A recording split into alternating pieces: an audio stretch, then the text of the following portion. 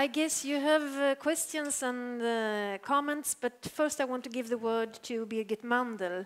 Yeah, I just want to use it very shortly, as you already heard me, but you know, there were so many different aspects, and what was to me the most interesting question was you were asking, why are the arts more creative than other creative industries? And are they really more creative if everything is creative industries, just like Richard Florida, which you probably also have read, all who said even psychotherapists belong to the creative class. Yeah, everyone who creates anything belongs to it. So, I was very much emphasizing the artist side, and I was somehow emphasizing that there is more in artistic creativity than in other parts of creativity.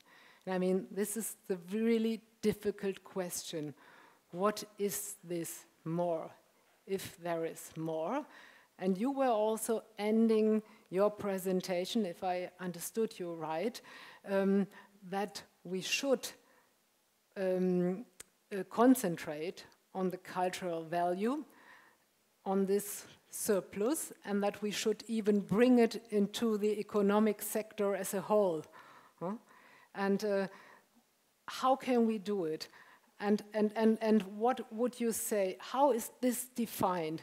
What the thing that only artists can do and no other people of the creative sector? I would somehow say it's maybe really that the arts have no purpose of whatsoever.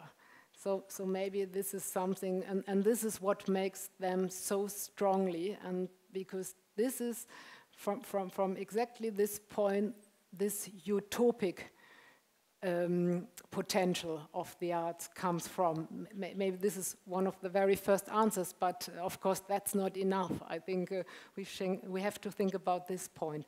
But maybe again my question, do you really think that now the arts and the cultural values have the power to transform economy and maybe change economy from its idea, you know, of higher, higher, higher? Well, just about the thing about are the arts more creative, I think that concentric circle, what I agree with, the idea that the arts, the traditional classical arts are more creative than the cultural industries. I don't see that. I see as much creativity in pop music and film. Not all of it. Most of it's rubbish, but most of, well, no, I won't go into the art. But anyway, I don't see a distinction. I think that way. That question of, is that kind of creativity different from that of scientists and managers and things?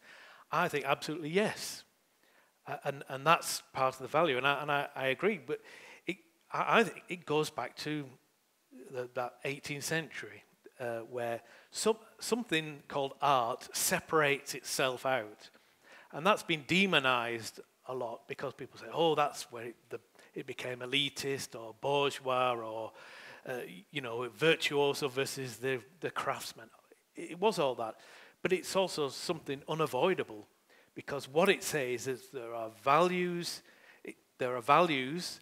of Schiller's free play, of for itself, of ends in itself that are not being respected in the realm of the economic and the administrative. And in that way, Adorno was spot on in that sense. And those values are there. What art has stood for, among many other things, is, there is more to life than the endless accumulation of wealth. And that's still a key value. Yeah, of course. And the arts always show you, in very short moments, life could be completely different. Huh? Yeah. And But how? Because you were saying, you know, end of creative industries, beginning of something new. Because I think those kind of values have got to be set against the economic, but not the economic as the realm of ends, the realm of commerce, you know, this degraded realm, but they should be able to allow us to ask questions about why do we want a huge, big corporation rather than local products? Now, that's not just an economic question, that's a question of values, of cultural values. And I think in some ways, just as environmental questions allow us to say, well, how are we organizing our water consumption? Why do we need food from agribusinesses? The sort of issues you talked about make us think about cities, make us think about how we organize our lives, but also how we organize media businesses and entertaining businesses to respect the cultural values of which are at the heart of their economic value. And that should allow us to say, we have to do economics and think about economics differently. That's my utopian thing. If you have some question, give me a hint. I know that Lotta. First of all, thank you so much for 2 really interesting presentations. I really enjoyed that. And it's really so mind-blowing, so I don't know if I have a good question or not, but still, I'm going to try. In 2010, I think it was, we visited Berlin, and I saw Ulrika Holmgård here somewhere. We visited her when she was working there, and she brought us to this meeting with Monica Grütters, who was then in the chair of the Culture Committee in the Bundestag. And she was really talking a lot about the impact of CCI and so in Germany. And she was sort of talking about this new economic model that would be based on the CCI. And I'm sure that what she meant was this creative industries in the large sense that Justin just rejected completely. But at the same time, you say there is a need for culture and economy to actually meet somewhere and don't run away from culture and from the economy, you're saying. So sort of bring back.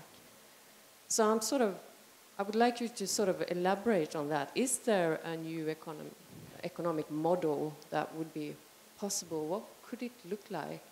And the other question is that cultural industries is here, and it's something we talk about. It's something that sort of have an importance. Either you would say that it is for the economy or for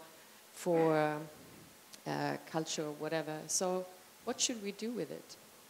We might go back to an economist like Polanyi, who was writing in the 40s and 50s, and he talked about embedding, and he talked about, his very famous book shows how the idea of economy separated itself out. A market. Markets used to mean people selling fish and buying bread. The extraction of market relations into a completely different zone of society with its own laws, subject to its own rationale. This is what he sees as one of the causes in his book of the Second World War, for example, massive social disruption. And he says we need to re-embed the economy back into social life. And it's one of its rationales around Keynesianism and to some extent. What we've seen, I think, since the 60s and 70s is a massive intrusion of that economic rationale into areas that used to be separate from it. Social life, affect, relationships, imagination, all these things that were somewhere there while this horrible economy went on. Actually, this has gone into that. And that's part of that utopian moment of the 70s where suddenly, the economy is becoming more cultural. But I think, as I said, the opposite's happening. So we have to find ways of re-embedding economic questions into wider social and cultural values, and I think that's the challenge, and we all know that's the challenge. I think, how do we bring it back in? I cannot give you the answer now how we might do that, but that is the challenge that's happening all around. I think it's happening all around us because we've let a certain kind of economics, neoclassical economics, and then a bit more later, neoliberal economics, dominate what economy is. And economy is what economy is the production of our wealth, and how it's shared and how it gets to be shared. It's not a separate set of laws that are to be determined by those awful people in Harvard Business School, that they know how it works, and anybody who interferes with it with extraneous values putting our livelihood at risk. You know, I mean, that's where we start, and how then we go back in and say, how do we decide on this? This is not anti-market. How do we use markets? Where do markets not work? What, you know, I mean, I think that was a great example of Berlin. They step in and say, oh, well, we'll make it a workplace. But there are times when us, whoever us is, the state or whatever, step in and say, we cannot, you know, there are certain values that override these principles in that way. Yeah, so maybe in that way, my research on small cultural entrepreneurs, you remember I was saying, oh, it's such a pity that they don't want to have to do anything with real marketing, economy. So maybe that's a start. So maybe they are a model against typical economic values that they say, I feel very successful even if my income is only 1,500 euros a year, but I can make a living out of this and I can realize my ideas. Maybe that's the model, and maybe we shouldn't think of great training programs that makes them become major enterprises. No, certainly not. Yeah. I mean, I think that, training programs that how you're going to employ 100 workers, of course not. It's recognizing the limits that they want to set based on their life cycle, their age and things. But I do think they need to engage with that market. But how we describe that market is the key thing. You know, what do we mean by this market? You know, I think that's important. Emma Stenström. Thank you very much. I'm one of those management scholars from a business school. Sorry. But I completely and fully agree with you, and especially about that idea about reinterpreting the economy and thinking in new ways about economics. I also think there's a link, maybe this is not even a question, but more of like a suggestion perhaps. There's a link between what you are saying in the sense that my experience from giving courses in entrepreneurship, because that's what is always called, at the art school, is that some of the students will do that. They will take especially if you have a critical way of teaching entrepreneurship and economics. And I think that in a way should be taught, because those who have that critical mind will do something completely different, I think. And that's something for this organization to do, I think. But really kind of, having that effort to do that kind of new economics. I still want to maintain that artistic creativity is different from other creativity. Also in that case, by saying that maybe it's the job of the artist always to show contradictions and rather raise questions than giving answers. So it's also the job of questioning, you know, common values in economy. And so maybe there is this chance. For example, in Germany, we just have this big thing, and it's discussed a lot. Is it useful to engage artists in big firms? And many firms do it. And they say, oh, we need artists as innovative power. We need artists for motivation of our employees. Or we need artists just to be there and comment on what we are doing and reflect.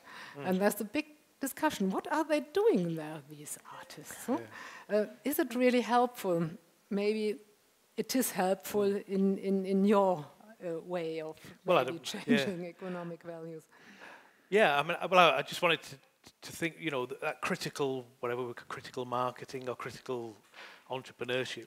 I mean, one thing, for example, that's happened in the last, it's clear over the last 3 or 4 years, is in the old days it was independents and big horrible corporates. You know, the musician and the record company And what they do, they take your IP off you, or they pay you. That was the battleground. And that's now shifted, because the big corporations now, things like Apple, Google, Facebook, the aggregators, major players who do not produce cultural product, they aggregate from something else. The game has shifted, and unless people know about that, unless people begin to understand that, you're not fighting the same enemy, or if that's too antagonistic, working with the same partner, there's a different scenario, and they will get eaten alive, just like they used to get eaten alive in the 80s, unless they understand that basic economics of how markets are shifting, I think. Cécile Lindblom. I wanted to say that I have been thinking a little bit about the economic crisis of Europe, because if you see what your description of culturizing economics, if you, for example, take Greece as an example, we get a lot of reports from Greece. They're shutting down public service. They are closing their theaters. Everything is just going down the drain with culture. And that's, if you have to argue when you talk in the European context about this, then you have in some way to defend culture. You have to say, oh, culture is needed, culture is something. But if that's why it's so very important, I think, to adopt your way of looking at this problem, because if you culturalize economic thinking, then you have another way of see this situation, for example, in Greece or in Portugal or in Spain. Find new local markets, new ways of making a living, all those sort of solutions to the economic crisis, you've got to look at them. But on that bigger issue, I mean, looking at Greece, it reminds me of what Ernst Bloch used to talk about, the rise of fascism in the 1930s, where he'd talk about, what was his phrase? Man does not live by bread alone, especially when he doesn't have any. And that is Greece. The Golden Dawn, the huge questions of identity and who. That's not culture as something that comes. This Maslow hierarchy of need nonsense about first you get your shelter, then you get and then finally you get a little bit of icing on the cake. It's the opposite. Culture comes first. Okay, a last question, Mats Söderlund. We're talking about art, and we have established that artists have something unique, an ability to create something new out of nothing, and to create something without a goal or without a purpose. And now we're trying to establish what should the artist do. We're actually discussing what should the artists do to get us out of this confined space. And I think we don't have the answer.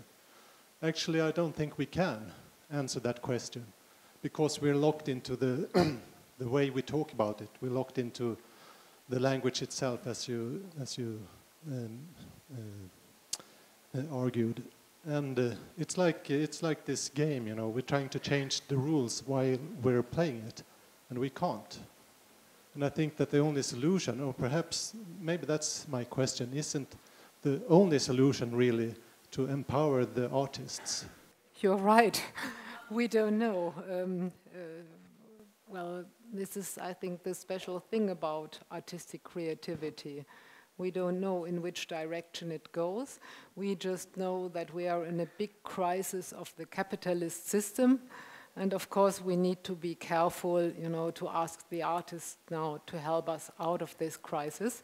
But nevertheless, as I work at an arts academy, so I have to do with artists, and I think looking at my own field, I feel to empower artists more and make them think of themselves as a potential actor of life, because I think that so far they are not self-confident enough, and they stay in the corner where society put them, and let economy always be more powerful.